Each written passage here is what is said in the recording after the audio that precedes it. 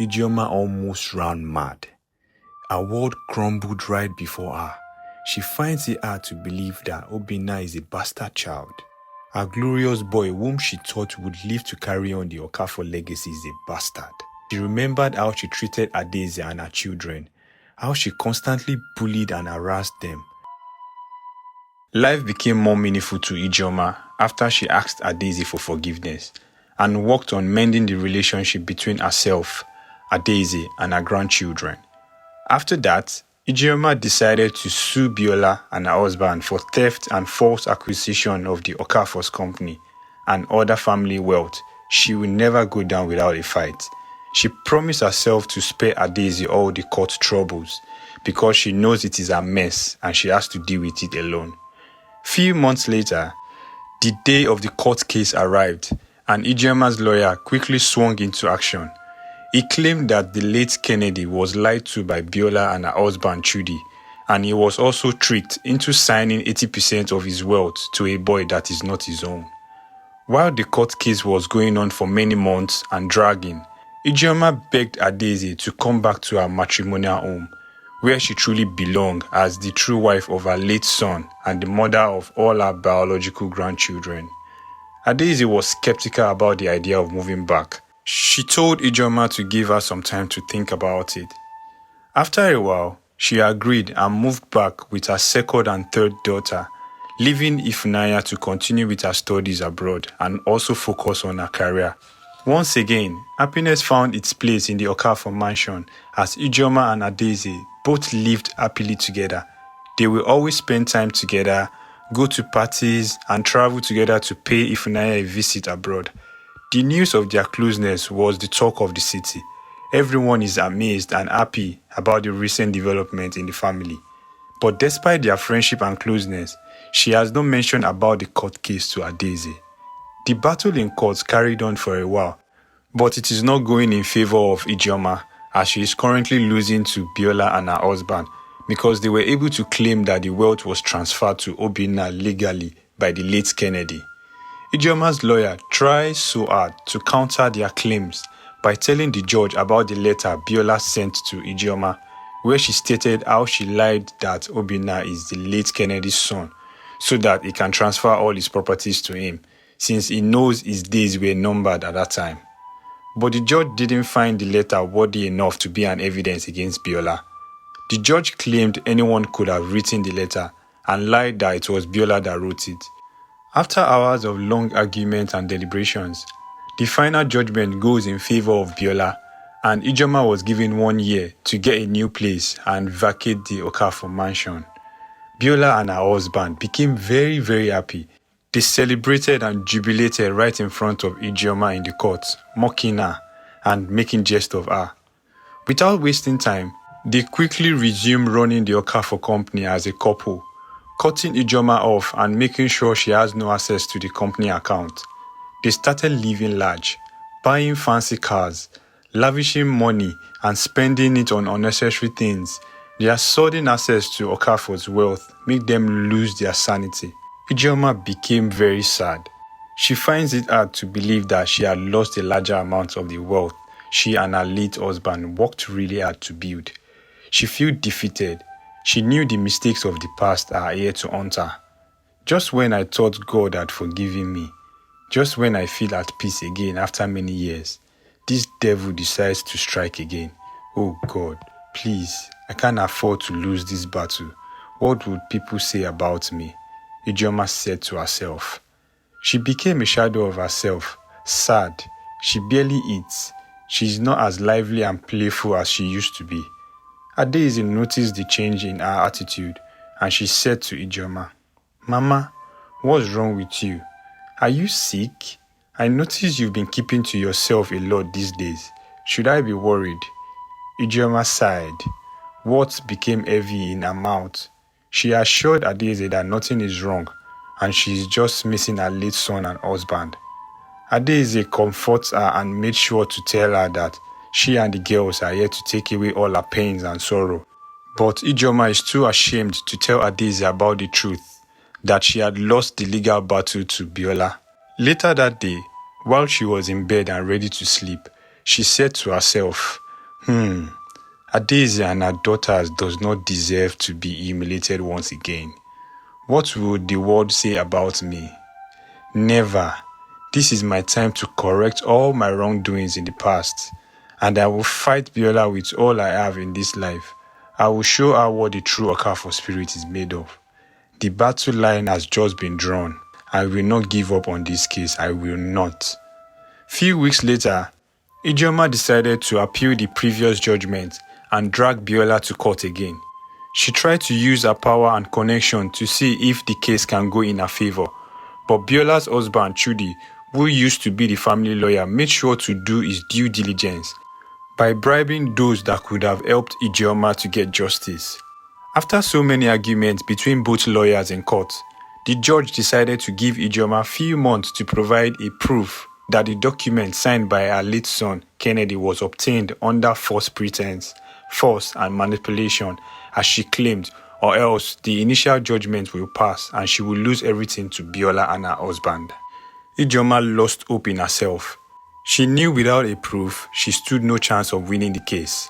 She said to herself, how can I prove that this devil, Bola and her husband, are thieves and they are wicked people that need to be in jail? Her life became more miserable as time goes on. She would be in deep thoughts every night and day. Her blood pressure rises drastically and she became sick. Few days later, her health declined drastically and she was admitted to the hospital. She realized that she might not live long enough to finish the battle in court. She decided to tell Adaeze about all the things that had been troubling her. Adaeze, my daughter, I know you said you had forgiven me for all I did to you in the past, but I'm using this time again to ask for your forgiveness because what I did in the past is here to haunt me. Adaeze is confused and lost. She replied Ijeoma saying, Mama, I told you long ago that I have forgiven you. You don't have to stress yourself over that. What happened is in the past. Please do not let it affect the good relationship we share currently. Ijeoma sighed and continued with her explanation. That evil woman Bola had struck again. I have been fighting a legal battle with her and I have been sneaking to court over the past few months. She has taken over the company and other properties she claimed my late son gave to her bastard child, Obinna. The judge has given us 12 months to leave the mansion. My house. This is my sweat, my blood, Adaeze. This should be yours and your daughter's. No one should take it away from you. I can't believe how people can be so wicked and mean.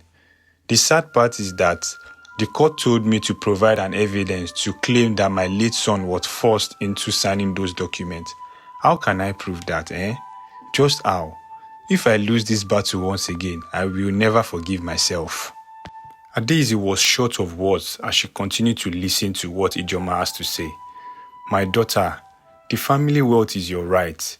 It is my granddaughter's right. Please, promise me you will not let that evil woman take all away from us. I don't think I have the strength to fight Bola anymore. Please help me, Ijeoma said to Adaeze as tears rolled down her cheek. Adaeze didn't know how to process the whole information Ijeoma shared with her. 2 days later, tragedy struck as Ijeoma was pronounced dead by the doctors. What a sad moment in the Okafor mansion. Their beloved Ijeoma had gone to meet her husband and son. Adaeze would cry heavily every day as she reminisces on the good times they had spent together, laughing, gisting, and all the amazing things they had done together lately. She silently said a prayer for Ijeoma, saying, I knew she was not perfect when she was alive, but she tried everything possible to right her wrongs before her death.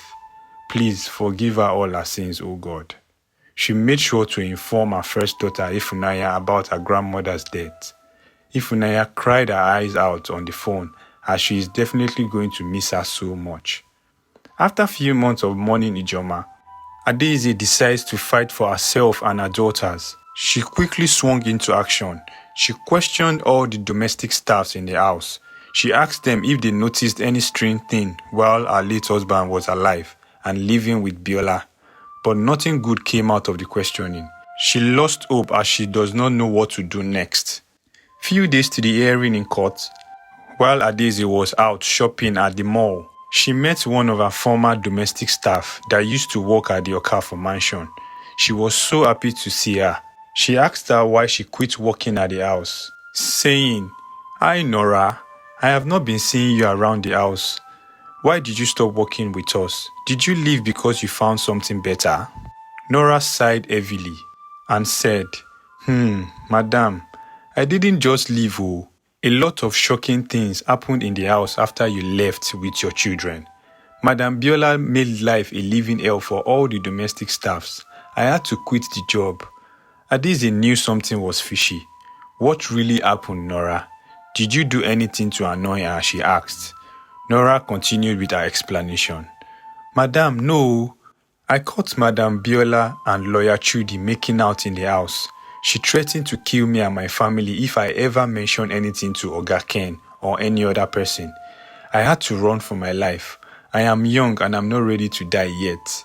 Adaeze wasn't too shocked about what Nora said.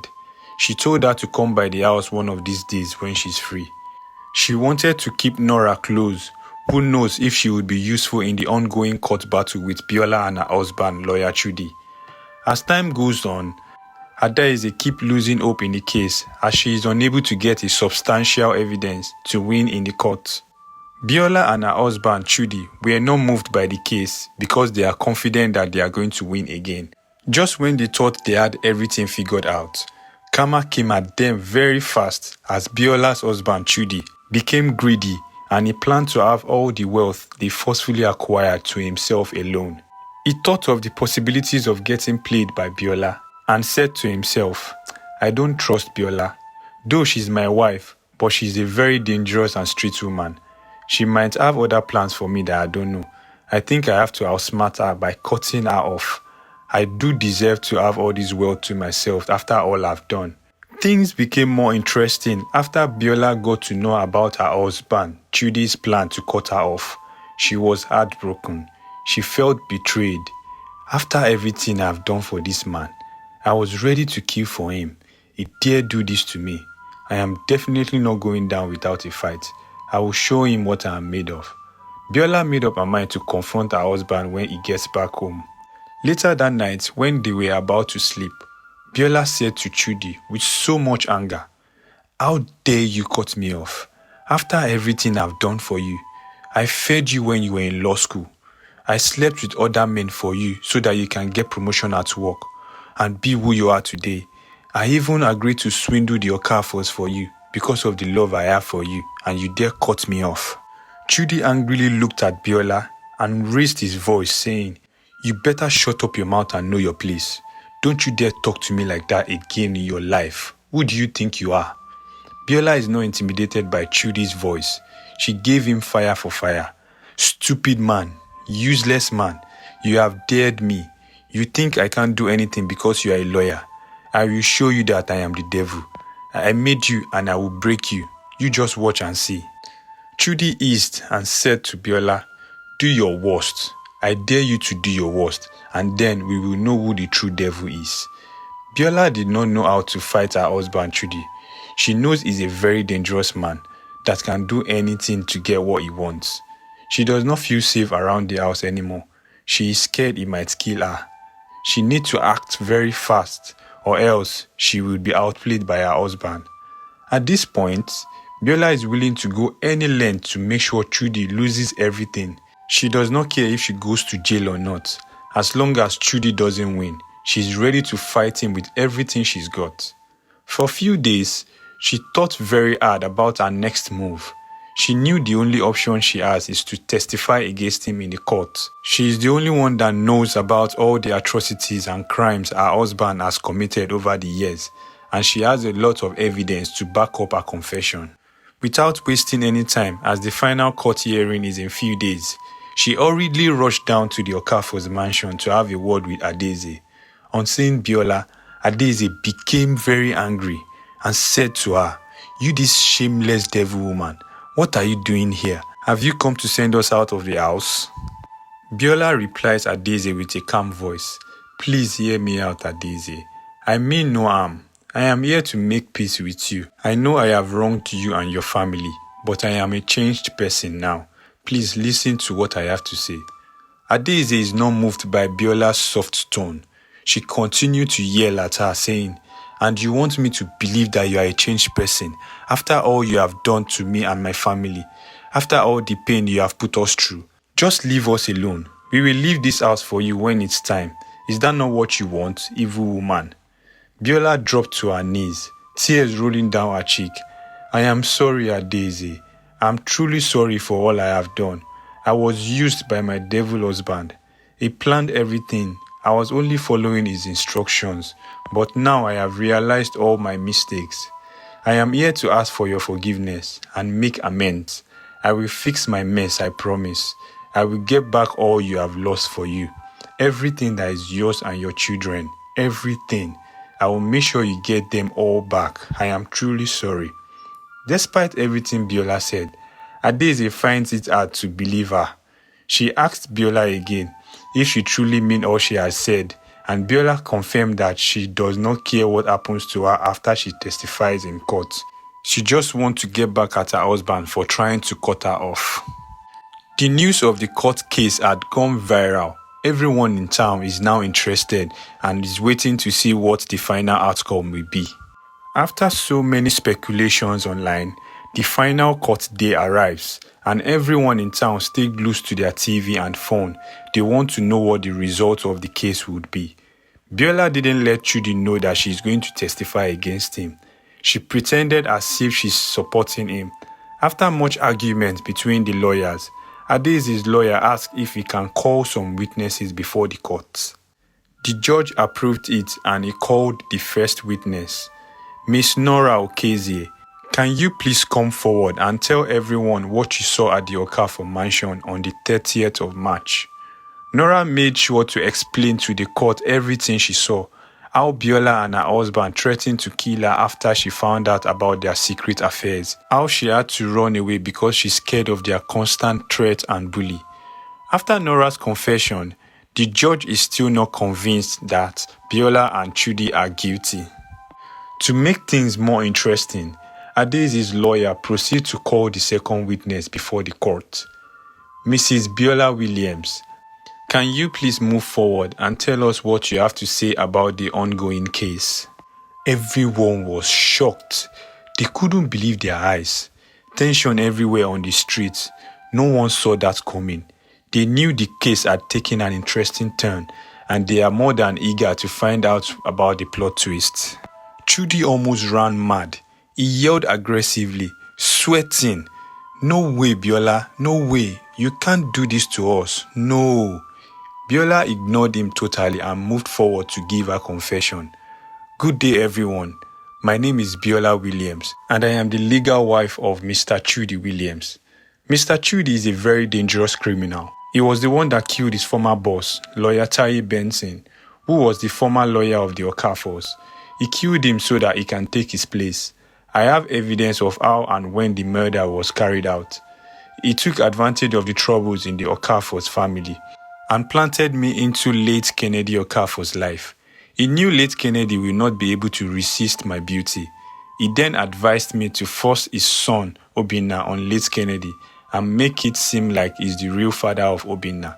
Even though the life of late Kennedy was numbered because of his sickness, he gave me drugs to always put in his food so that he can die faster than the predicted time. Lastly, late Kennedy never willed 80% of the family wealth to Obinna. Chudi drafted a new will that is different from the initial one and gave it to Mr. Kennedy to sign while he was fully drugged. He knew he wouldn't have the capacity to read through the document at that time. I have all the evidence to back up my claim. I know I helped him to carry out most of the crimes, but I'm done living that life. I don't want my son to be raised amongst criminals and murderers. I want a better life for him. I don't care what happens to me after this confession." Noise erupted in the courtroom. Different people calling Biola and her husband Chudi bad names loudly. Those catching the news on TV and on the internet also shared their 2 cents on the issue. After Biola's confession, the judge quickly ordered the arrest of Biola and Chudi. They are to be charged for murder and some other criminal offenses. After that, The judge declared Adaeze and her daughters as the legal and rightful owner of the Okafor's company, mansion and other properties. He stated that since Obinna has been proven to be a bastard child, he has no right to be tagged a member of the Okafor family as there are no legal documents linking him to the family. Therefore, Ijeoma's daughters are the only children of the late Mr. Kennedy Okafor that the court recognizes, and all the family wealth are to be shared amongst them as they please. On hearing this, Adaeze became very emotional. She started crying. All the struggle she had faced in her marriage had finally come to an end. Jubilations everywhere on the street as people rejoiced with the Okafors on their victory. Adaeze knows the victory comes with a lot of hard work and dedication, as she will now run the company and manage all the Okafors' wealth, pending the time that her daughters will take over from her. After a few months, Ifunanya made sure to come back home and spend some time with her mother and siblings. Freedom and happiness is now far from Bola, as she was sentenced to 15 years in prison for helping a murderer, and her husband, Chudi, was sentenced to life in prison for all the crimes he had committed. Life became more meaningful to Adaeze, and she will always thank God for helping her conquer all her enemies. The Okafor's case became a reference point for those who are willing to teach their children about the blessings that comes with every child, whether it is a boy or it is a girl. Let us know what you think about this story in the comment section. Make sure to like, subscribe for more interesting stories.